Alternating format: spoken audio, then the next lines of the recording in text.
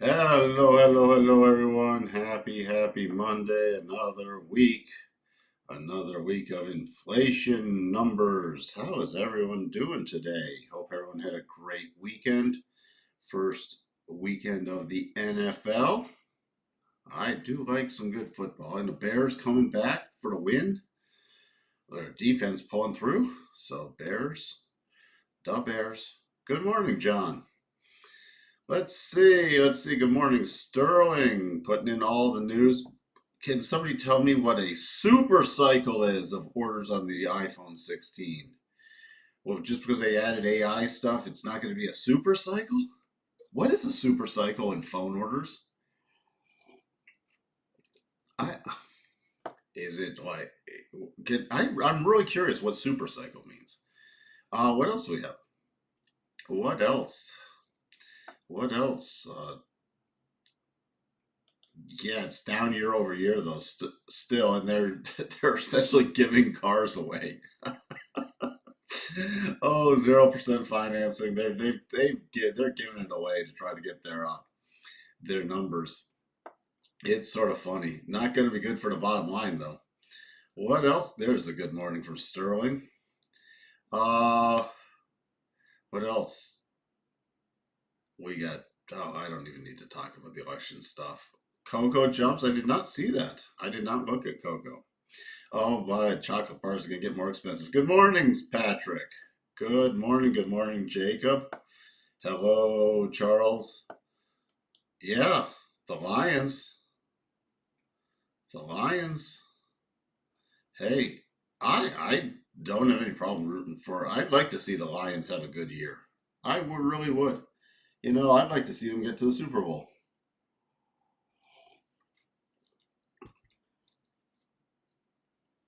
Okay, thank you. That's what I need to know. Super cycle is a period of elevated sales, and for Apple, such cycles operate a year of iPhone sales that don't seem to taper off like they normally do. No, it's not going to be a super cycle year. That's my take. I love this that the Democrats were celebrating the Dick and Liz Cheney endorsement. Like they haven't they criticized them like forever, and now they're like, oh, see, they're endorsing. It's everything's weird. Everything's weird, but we're just in that kind of weird year. Alrighty, so let's see. Today we got consumer inflation expectations, wholesale inventories coming up. Some minor stuff. Today's a very minor day. Tomorrow we got Red Book, uh, and again NFIB Optimism Index coming out really early. Other than that, Monday, Tuesday are really quiet. Wednesday is where it picks up. We got the CPI numbers. The CPI Wednesday, PPI and jobless claims Thursday, and consumer sentiment preliminary numbers and inflation expectations on Friday. So it picks up again towards the end of the week. Today we have a pretty green, except for Merck. Pretty green today. There's your Tesla up 2.7%. So bounce after yesterday's, but the S&P still held the weekly rotation zone. Also, watch for the new futures edge to come out this week. We recorded it on Friday. You can see some of my longer term thoughts on that. All sectors positive today, going to the open with technology, consumer, cyclical, and industrials leading. Oil trying to find a footing with cycles at the bottom and potentially strengthening storm heading in the Gulf. What else do we have? What else? Probabilities now back to 75% for just these 25 basis point cut. The 50s dwindling away with 9 days to go. 9 days to go. So next Wednesday. Then it has a double cut after the election. Remember, this next Fed meeting is right after the election. And then a single cut in December. Then what? A double cut in Jan? Oof. Things are going to be falling off a cliff. Bam, back to fear mode. This is going to be interesting to see if we get a bounce. I'm expecting us to drop back all the way down to extreme fear before this is over. We got a lot of time left in September. 34.77, still nosebleed territory on the Schiller PE, even with this drop. Today we have Oracle after the close. Other things of notoriety this week: GameStop, Dave & Buster's. I mean, I don't know, is GameStop still a thing? But we'll check in on it, at least I will. And then you got bankrupt Big Lots,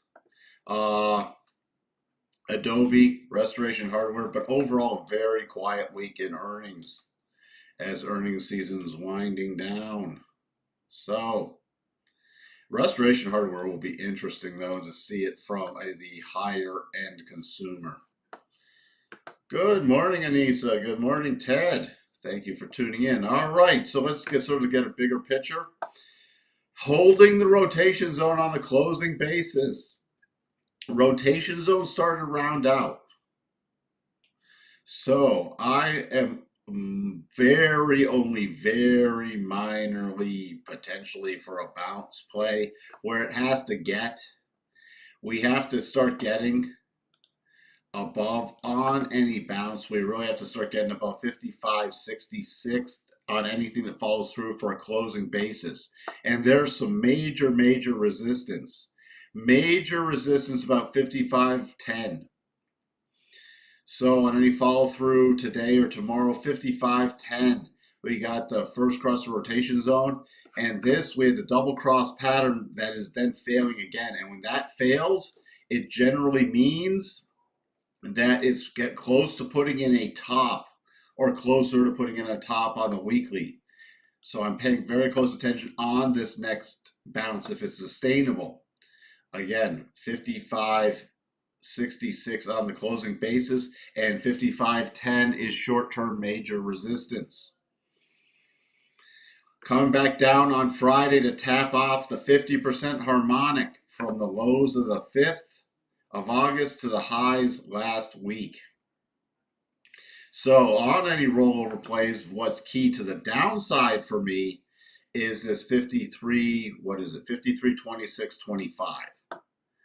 Why we close below that? First intraday, that'll be a target on any break of Friday's low.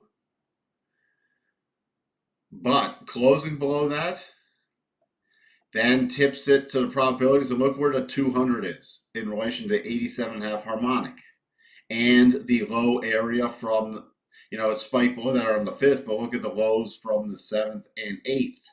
And the 200, especially the 8th, which was the big launching bar for the little run up that created the massive weekly double top, potential double top. So that's a very strong price on any breakdown. Now, we do have cycles at the bottom. We did get to oversold condition. Okay, so paying close attention. Now the weekly still, we have cycles heading down. So that's why I think this might be more of a muted bounce. 55.66 is key. NASDAQ. Cycles is trying to get a little double bottom in cycles. NASDAQ has been overly weak. NASDAQ, remember, even when the recovery is still in neutral mode. Still in neutral mode. Holding the 62.5 on Friday on a low and a closing basis.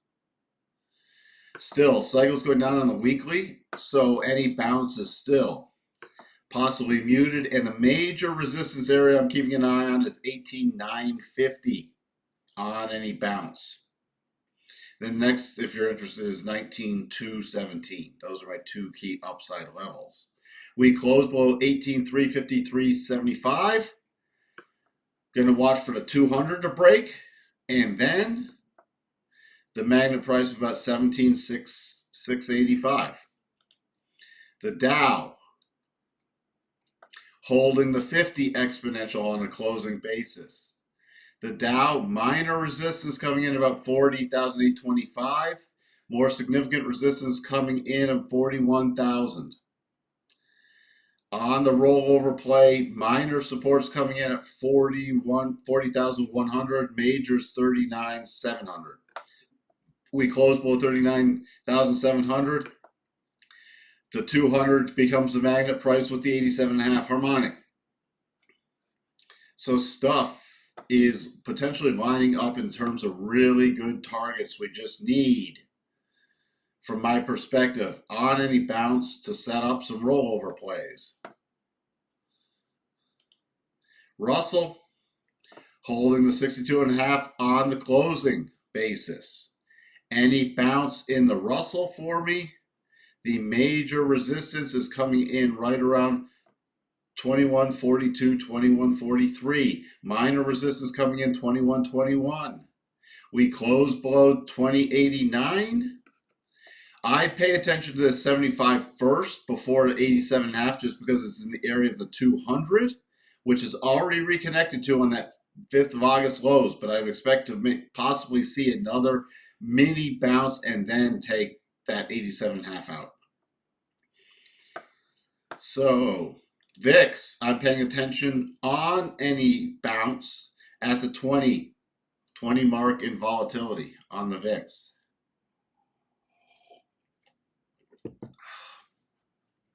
Notes on any pullback in the notes. Coming up, hitting the minor 12.5% projection harmonic. Not yet to the 87.5, so I'm still expecting another push higher, but the major support coming in about 114.05.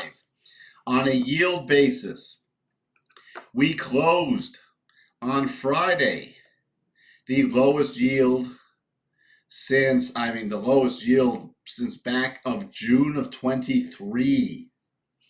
Now, the major resistance, I should say minor resistance coming in at about 377, major resistance about 382. So any rally, I'd still be watching the rotation zone for rotation plays down. We do not have a strong bottom yet. Now we do have cycles at the bottom, nearly oversold conditions, so I'm going to be watching on any bounce, especially today. If it does bounce today, I'll be paying closer attention if we close above Friday's high in terms of the yield. 10-2s still marching higher.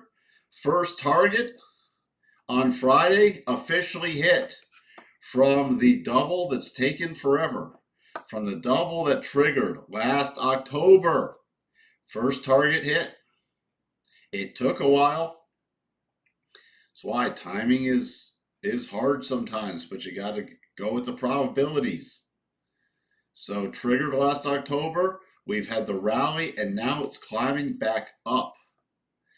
Remember, start accelerating above 20 basis points. That's where we could get into more significant technical damage in the market. Dollar index, paying very close attention. We bounced on Friday. Look, Friday set up a potential %B buy and the 62.5. Now, it still is against the rotation zone, but I'm watching the dollar to see where it closes in relation to 101.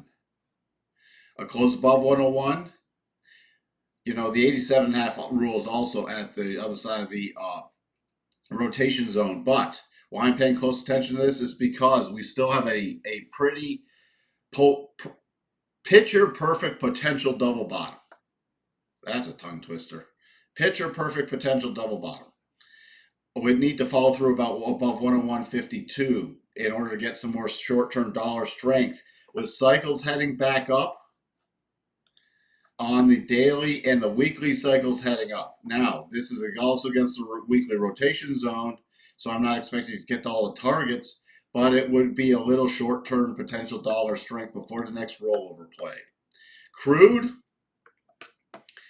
I put back on the longer-term harmonics, you can see here.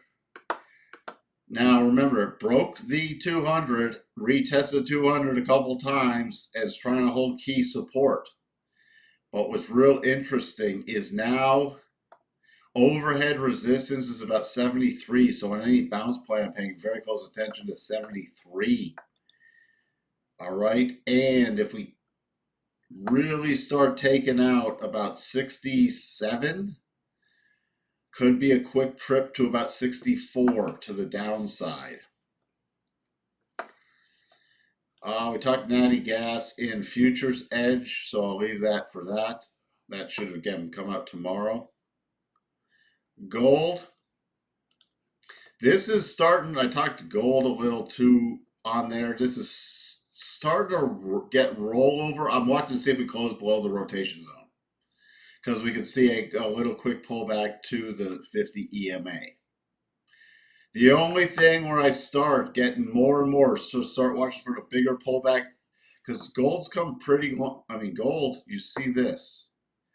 It's still holding the weekly rotation zone, but you see the 62.5 on the weekly is back at 23.92. That means if it pulled all the way there, it would be below the rotation zone on the weekly and tip the probabilities. That's the only thing that puts me in more sell the rally mode. What else? Hey, good morning, Heinrich. What else we have? Oh, the yen. We do. It's a little lopsided, but we do have a potential double bottom. That was the only thing that would get me more bullish on the yen in the short term. Other than that, I'm paying attention to 145.58 on any yen weakening again. Bitcoin, little bounce here. Well, really Ethereum hitting the last week, again, hitting the second target, the first target. So I'm still watching for rollover plays in these. Still watching for rollover plays. I mean, the only thing that would change me in the short term, like on something like Ethereum, is if it triggered this double bottom. Other than that, we'll be watching for rollover plays because you still have the double top in play. Spiders, you can see here holding the weekly rotation zone still. The key level on the spiders at this point, we have a nearly picture perfect potential double top. May never trigger, but look at this. On the weekly basis, that 50 week would be out of the way too. The key thing in short term watching with the spiders on the closing basis is 530.49. All right. And one of the major resistance areas here is about 550.75 to 551. The Qs, the major resistance area is about 463.50. The key level to watch on the closing basis to the downside is 446.73. There's your Tesla after a bloodbath on Friday. It's still been holding the 200. So that's the key level, is around this 203. I'm expecting this bounce play to be short-lived again. The only thing that could get me bullish in the short term on Tesla is a close above 237. NVIDIA, remember, NVIDIA also has a massive potential double top in, finally closing below the 62.5 on Friday. So I'm watching for rollover plays in NVIDIA. And I already talked about it before with the reconnection of the 200, which is right at the base to potentially trigger a massive weekly double top. Because this still counts as one top on a weekly basis. This is the second one. So that's why it's still a massive weekly double top. There we go. So also keep in mind Apple. This is a weekly basis. They're releasing the new iPhone and some other stuff, but this also has a massive weekly double top. Which, should it trigger, it's not close to triggering yet, but there's another one to pay attention to. Because that could easily take Apple back to the lows of mid-April and the lows of last October and potentially the 200, which it hasn't reconnected with since roughly back in January of 19. So also, you got some of these mega caps setting up potential topping patterns. So even if you don't trade them, I pay attention to it.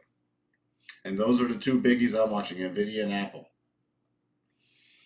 All right. With that, just peek at the open. Peek at the open. That played out nicely so far. So the only thing in the open key area is about 54.64. and that would take it into a clear path move. In order to really sustain something, it's got to go get above 54.71 on any bounce plays. The tick, a very neutral opening on the tick. Look at that, pretty much open flat. So I needed to start taking out that 54.64 area with increasing tick before I can get more sustainable bullish. Are we rolling contracts this week? Yes, we are. Here's the roll. We roll on, well, technically you can roll next week. I mean, I look to roll close to the end of this week. Go, especially with the Fed meeting being next week, because for any rolling, I'd want to be positioned in the DECE contract. The official, when this rolls, is what? Next Tuesday? They're going to switch it in on TradingView. Personally, I'd be looking to roll towards the end of the week to the DECE contract. All right? So that's how I'd be looking at it. With that, I hope everyone has a wonderful trading day. Thank you for tuning in, and I shall talk to everyone tomorrow. Bye for now.